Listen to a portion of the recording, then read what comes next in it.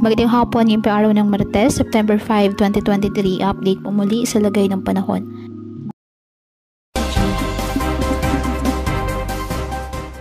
Lumakas pa at isa naganap na tropical depression o bagyo ang low pressure area na minomonitor sa may silangan ng extreme northern Luzon at ngayon po ay may local name na Ineng ng Pag-asa. Taglay ang lakas ng hangin na 45 km per hour at bugsong 55 km per hour.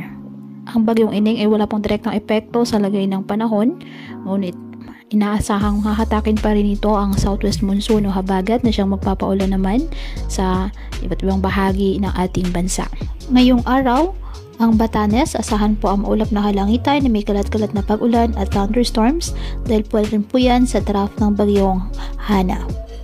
Ang Cagayan at Isabela, apektado po ng trough ng isang low pressure area kaya makakaasa din po na maulap na kalangitan na may kalat-kalat ng mga pag-ulan at thunderstorms.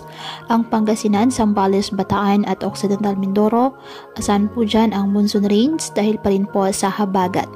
Ang Metro Manila, nalalabing bahagi ng Ilocos Region, Apayao, Abra, Benguet, Tarlac, Pampanga, Bulacan, Rizal, Cavite at Batangas ay makakaasa din po ng mga occasional rains dahil pa rin po sa habagat. At ang nalalabing bahagi ng Luzon, maulap na kalangitan na may mga tsansa ng kalat-kalat na pag-ulan at thunderstorms dahil pa rin po sa southwest monsoon.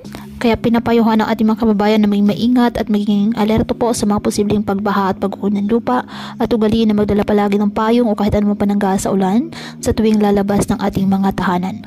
At yan po muna ang update sa lagay ng panahon ngayong araw. Muli patuloy po tayo na mag-ingat at palaging tandaan, God loves you. Stay safe and God bless.